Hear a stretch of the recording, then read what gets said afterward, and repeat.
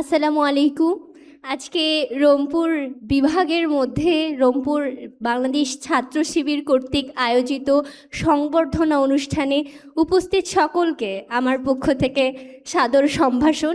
আমি সৈয়দা সাদিয়া তাসনিম এসেছি একটু দূর থেকে, লালমনিরহাট থেকে। আমার এত দূর থেকে আসার পিছনে একটা কারণ ছিল যে এত সুন্দর একটা অনুষ্ঠানে আমি শুধু এতটুকু একটা চেয়ারকে বলবো না যে আমি একটা চেয়ারে বসেছি, যে আমি জিপিএ 5 পেয়েছি। এর পিছনে হয়তো বা আমি নতুন দিনের একটা আগমন খুঁজে পাবো, যে আমার আগের পরের দিনগুলো কেমন হচ্ছে, পরবর্তী দিনগুলোতে আমি কিভাবে নিজেকে মেনটেন করব, সেই দিক নির্দেশনা পাওয়ার জন্য আমি এখানে এসেছি। তো আমি প্রথমে ধন্যবাদ জানাই আমার সৃষ্টিকর্তাকে, যিনি আমার ব্যাপারে সব কিছু জানেন। তিনি আমার অন্তরের প্রত্যেকটি কথা জানেন। তিনি জানেন আমি পরিশ্রম করেছি এবং আমার পরিশ্রমের যে আমি একটি নিয়তের উপর, নির্দিষ্ট নিয়তের উপর ফোকাস করে আমি পরিশ্রম করেছি, এটা তিনি জানেন এবং তিনি আমার সকল উদ্দেশ্য নিয়ত কবুল করবেন এই আশা রেখে আমি পরীক্ষাগুলো দিয়েছি। পরীক্ষার মাঝে অনেকবার হোপলেস হয়ে গেছিলাম যে পরীক্ষা ভালো হচ্ছে না, বা পাশের ফ্রেন্ডটা কান্না করতেছে ওর নাকি পরীক্ষা ভালো হয়নি। তো এত কিছু মনে হওয়ার পরেও শুধু পরীক্ষাগুলোর দিন শেষেও, রেজাল্টের দিনেও আমি জায়নামাজে ছিলাম এবং আমি আশা করছিলাম যে ঈশ্বর অবশ্যই আমাকে চেনেন, আমাকে জানেন। আমি মানবজাতির জন্য, আমি আমার বাংলাদেশের জন্য কিছু করে যেতে চাই, এটা তিনি জানেন। তিনি আমাকে অবশ্যই সেই সুযোগ দেবেন। তো আজকে কথা বেশি বাড়াবো না। আমার একজন সহযোদ্ধা তিনি বক্তব্য দিয়ে গেলেন, তার মতো আমিও একজন শিক্ষক পরিবারের সন্তান, কর্মব্যস্ত পরিবারে আমি বড় হয়েছি। আমার এই সাফল্যের সূচনায় আমি ধন্যবাদ জানাই আমার মা বাবাকে, যারা শিক্ষক হওয়ার পরেও, অন্যের বাচ্চা মানুষ করার পরেও তারা আমাকে প্রায়োরিটি দিয়েছেন যে তুমিও পারবে। আমি অন্যের বাচ্চার জন্য করেছি, তুমি আমার মেয়ে, তুমিও পারবে। এবং এই একজন শিক্ষক পরিবারের আমার মা বাবা দুজনই শিক্ষক পরিবারের সন্তান হয়েও আমি গর্বিত।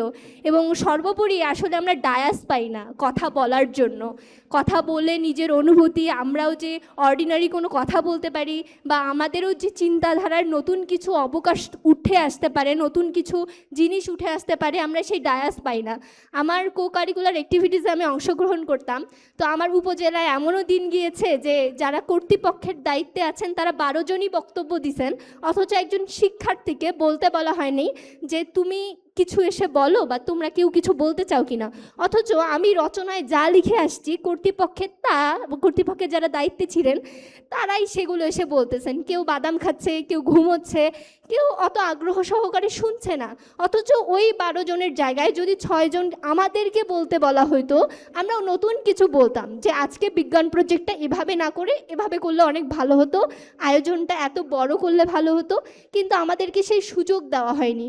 তো ডায়াস আমাদের কাছে অনেক মূল্যবান একটা জিনিস, আমরা নিজেদেরকে এক্সপ্রেস করতে পারি।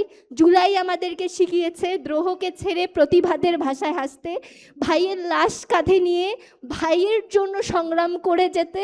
বোন হারিয়েছে তার ভাইকে, তারপরেও একজন বোন সে বলেছে তার মাকে যে কোনোদিন বলবে না যে আমি তোমার মেয়ে, আমি মারা গিয়েছি, বলবে আমি শহীদ হয়েছি। তার মাকে লেখা তার শেষ চিঠিতে বলেছিল আমি সেই মেয়ে, আমি তাকে প্রতিনিধিত্ব করছি, আমার জুলাই বিপ্লবকে আমি প্রতিনিধিত্ব করছি। আমি অশেষ ধন্যবাদ জানাই আজকে আমাকে একটা ডায়াসে এভাবে কথা বলার সুযোগ প্রদানের জন্য। এবং আমার কথা আপনারা সকলেই আমার সহযোদ্ধা, আপনারা এত মনোযোগ দিয়ে শুনেছেন, তার জন্য আমি আন্তরিকভাবে আপনাদের প্রতি কৃতজ্ঞ। এবং আপনাদের এই জীবনের শেষ নিঃশ্বাসের আগ মুহূর্ত পর্যন্ত মনে হোক একটা ভঙ্গুর ব্যাচ হিসেবে অটো পাস করতে করতে এত দূর এসে নিজেদের জীবনে একটা সুন্দর মুহূর্তও আপনারা পেয়েছেন। 10 তারিখে আপনার মা, আপনার বাবার মুখে হাসি ফুটেছে, এটার জন্য আপনাদেরকে অভিনন্দন আমার পক্ষ থেকে। ধন্যবাদ সকলকে। আসসালামু আলাইকুম।